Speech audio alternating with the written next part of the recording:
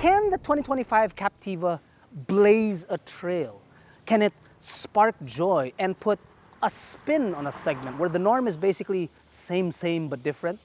Let's find out together on this episode of Behind the Wheel. See what I did there?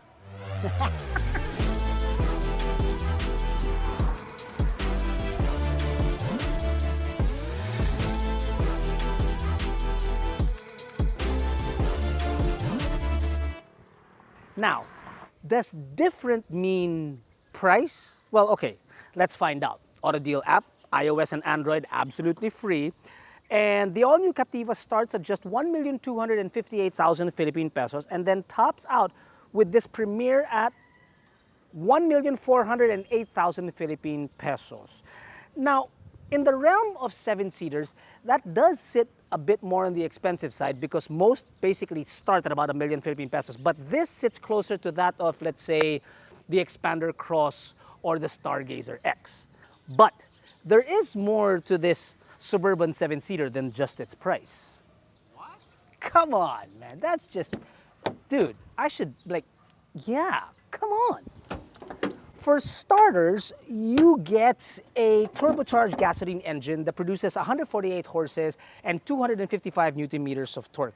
Now that alone is already a leg up on the competition because they have naturally aspirated engines. In here, the turbo helps out with, well, when the car is fully loaded with people or with luggage or with lunch and so on and so forth. Now, fuel consumption is a bit on the tricky side. See, inside the city on a good day, you get roughly about 10 kilometers per liter. But as we experienced in really heavy traffic, which is every day, you roughly get about 7 to 8 kilometers per liter inside the city. On the highway, a bit better. Just today, we were able to do 13.33 kilometers per liter. Now, the Captiva is bigger than its competitors. It's longer and wider than most of its rivals out there. The exterior look strikes us as a cross between a van and an SUV. Macho lines can be found all around the car, and it does have a nice presence. Creases and cuts are present along the entire length of the car.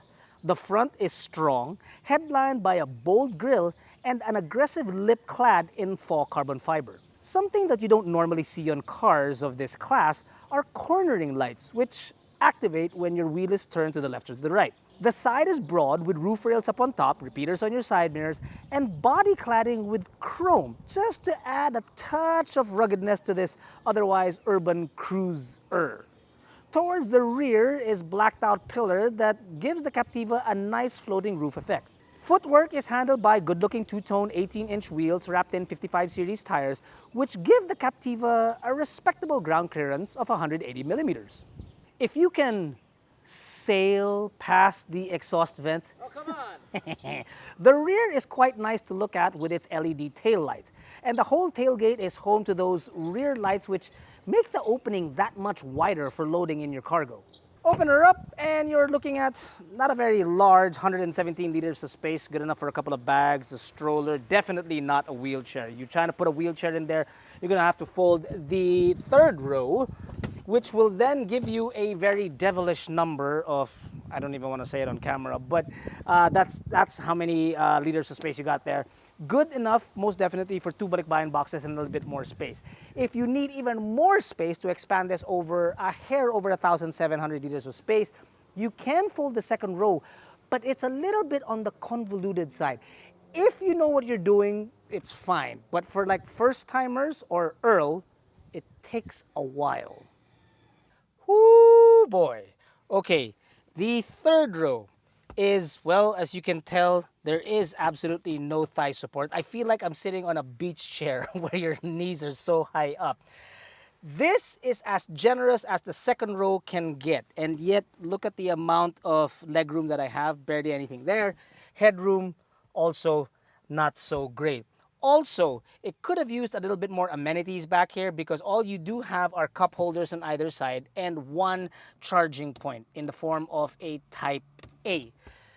There are no air vents back here. I think it might be a little bit warm. So definitely for very, very short trips inside the city. Now, in the second row, that is my normal driving position. And This is as generous as you can be for the second row, which is it's a little bit on the tight side. So good thing it's on rails. You can move it all the way back, and you do have a generous amount of space here. The odd thing that we notice is that the seats itself, now this is going to be a height thing, but the seats itself are actually quite long.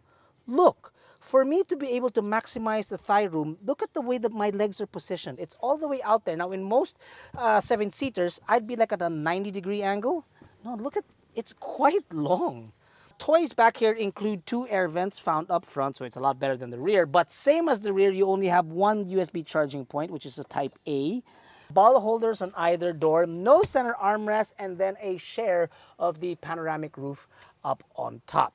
There is also a bonus, so to speak. If you know this car very, very well, then you can pop a latch here, pull this open, flip it over, and have enough space for Marcellus' soul. Okay, cockpit. Well, I'll start off by saying it's not the most ergonomically sound seating position here because while the seat is powered, as I'm showing you right now, I'm moving back and I'm moving forward, there are 2 issues that I have with it. Is that number 1, there is a perpetual lumbar here that I can't seem to get rid of with any buttons or latches or knobs or anything. And that, oddly enough, will kind of change your driving position because if you want to lean back a little bit, I won't go any further. But the other thing is that the steering wheel only moves vertically. It's not telescopic. So in essence, there might be a chance that when you're driving, you're kind of a little bit stretched out. I'm sure it's something that is easily forgivable once you drive this car for quite some time. Let's continue with the rest of the automobile. There are hard plastics up on top and then softer leather touches that are just above harder plastics. There's a lot of piano black, which obviously that you guys know I'm not really a fan of. But there are some good points in this car as well. The screen in front of you, your instrument cluster, is a 7-inch screen. You've got a tachometer and a speedometer, although it's kind of basic, but it gets the job done. The same can be said with the infotainment. It's large, it's vertical. It kind of reminds me of that of the Subaru, that kind of size pane. That has wired Apple CarPlay and Android Auto. It also has a 360 camera, and this has all the controls for your air as well. That's a little bit on the downside on Jack's side because he doesn't like it when there are no knobs to control the air immediately, which I feel the same way in also. However, good thing that there are buttons that you can control the audio immediately, make it louder or softer. Although Earl was able to find out that when the camera is switched on, there is absolutely no way to control the audio to make it louder or softer, which is kind of a bit scary. Mom, I can't hear you, mom. Anyway, on the steering wheel, which is could feel a little bit better, but there are buttons on your steering wheel for your cruise control, for your audio functions, for your drive functions, and to control your trip meter and whatnot. There are no drive modes inside this vehicle, but you can move the gear lever down to sport and then push it all to the way right to go to manual. There are no paddles on the steering wheel, but you can click it up and down to change gears. There's some decent cubby holes in here. You've got 2 cup holders here in the center, a semi-large box here underneath your right elbow when you're driving. You've got a glove box, yes, of course, and then bottle holders on either side. Of course, a share of the panoramic roof and a taco holder found right in front of your rear view mirror, which oddly enough has a USB port.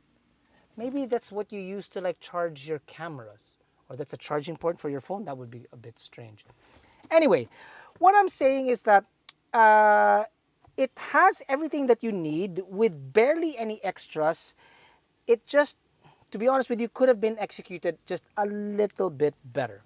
Like, for instance, both screens could have been a little bit brighter. That I would have liked to see. Second, as I mentioned, the ergonomics of the seat, it does take some getting used to. And then another thing is like, there are buttons here that you don't understand why they're in that position. For instance, to turn the traction control off, it's on this side. And then to turn the aircon on to its maximum potential, it's on this side. I'm not getting that. But let's go for a drive and see what this is like on the road. But before we do, do consider subscribing to our channel because we create all of these videos just for you guys. And also because somebody mentioned that they always want to see what the key fob looks like. Look at that. I gotta admit, that's one of the better looking key fobs that I've ever seen.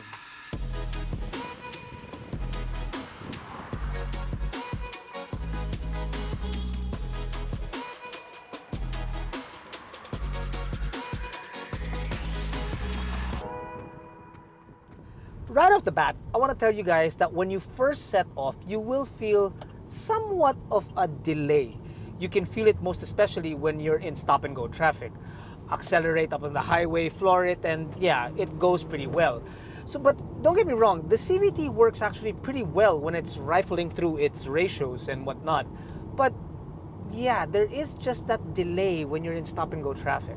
Speaking of getting going, the 1.5-liter turbocharged gasoline engine has enough grunt and torque to really get you moving, as I just showed you guys. But it's obviously not going to be like Tahoe levels of torque, but it is most definitely enough to traverse around any environment that you may need. Really? Come on, come on. Better stop that.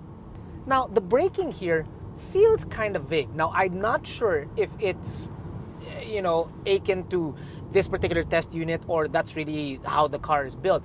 But the brake pedal feels a little bit mushy, a little, well, unsure sort of. And the feedback isn't really very good. Like I said, it's a bit on the vague side. Road noise and wind noise are kept quite low actually. Obviously in the city it's not going to be an issue, but we notice that even when you're on the highway traveling at speeds of 100 kilometers per hour, yeah, it's pretty quiet in here. Though comfort really isn't the best when you're out on the road. The suspension is a little bit soft. I'm not going to say jarring, no, but it could use a little bit of firmness. And it's just odd that we're thinking this way, that it's just the three of us. So what more if it's going to be fully loaded with people? We noticed that there tends to be a little bit of vibration that comes into the cabin, especially when you're going bumps and over potholes and whatnot. It doesn't feel like the car's braking, but it is enough to notice.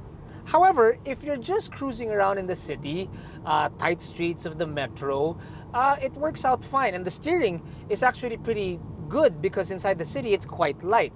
However, on the highway, it does tend to lack a little bit of steering feedback into the driver. There isn't going to be a lot of drama when you take this car out on the road, which is, I guess, a good and a bad thing as well. The good part about it is that, well, the engine is sufficient. It'll jog forward if you need to. You've got a lot of space in the back. Body roll is also controlled. So again, not a lot of drama. So could we have used a little bit more excitement? Yes, sure. Could we have used a better steering feel? Yes, most certainly. Could we have fit an LS engine in here? Possibly. But what we are sure of is that this car was built for a purpose.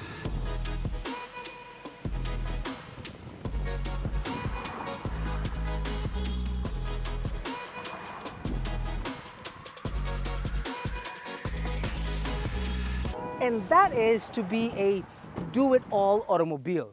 Now granted, there were some points that we showcased that didn't really highlight the Captiva all too well, but for the price that you're paying, you get that amount of space. You saw the cargo space and a turbo found underneath. For the buyers out there, this Chevy could be a captivating choice. No, come on, get out of here. No.